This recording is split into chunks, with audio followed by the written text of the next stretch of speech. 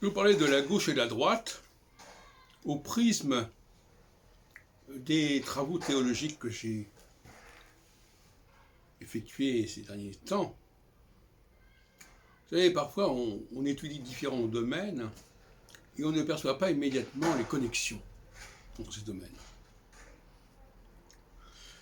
Par exemple, j'ai parlé beaucoup récemment du miracle, la problématique du miracle. Qu'est-ce que c'est qu'un miracle? Un miracle, c'est un pied de nez à l'ordre des choses.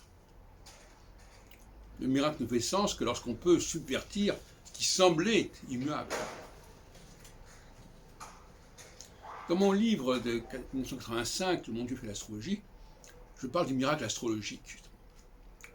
Et dans le Talmud, justement, le traité Shabbat, on nous parle des miracles que la foi, que l'orthopraxie peut accomplir dans la vie de quelqu'un pour échapper à un certain nombre de déterminismes astro, ce qu'on appelle le mazal. Et cette notion de miracle, on la trouve à 4 niveaux, historiquement, au moins. Il y a le livre de l'Exode qui est rempli de miracles, qui est truffé de miracles. Les 7 plaies d'Égypte, tout ce qui rapporte au rapport entre Moïse, Aaron et le Pharaon, etc. Et puis il y a le miracle de l'Évangile. Et puis il y a le miracle de la gauche. Parce que la gauche, elle promet des miracles, en fait.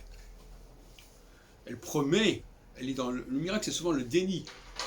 Le miracle, c'est ce qui nie l'évidence, ce qui nie ce qui devrait arriver, normalement. Donc le jeu du miracle, c'est que plus c'est invraisemblable, plus c'est intéressant. Plus le jeu en vaut la chandelle, en quelque sorte. Donc, remettre en question des choses qui apparaissent complètement différentes,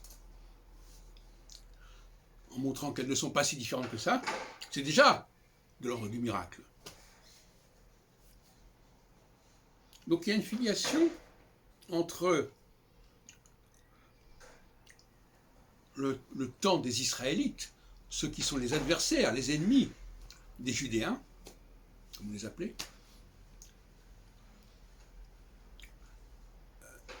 avec Jésus qui lui-même se rapporte aux Israélites, puisqu'il dit « Je suis venu pour les brebis perdues d'Israël ».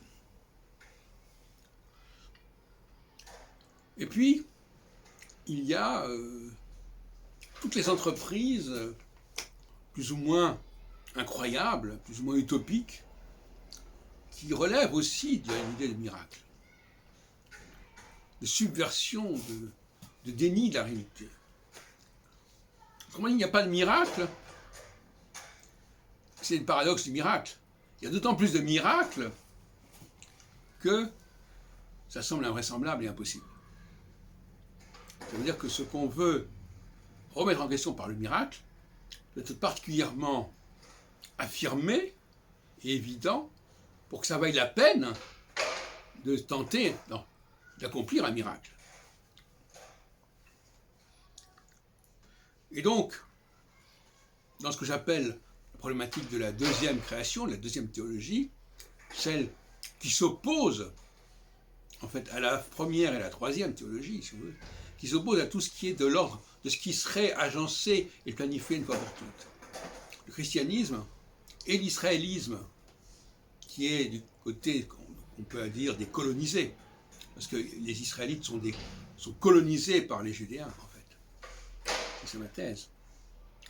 Eh bien, pour tous ceux qui refusent le statu quo, et qui, eh bien, ils sont obligés de passer quelque part par le miracle.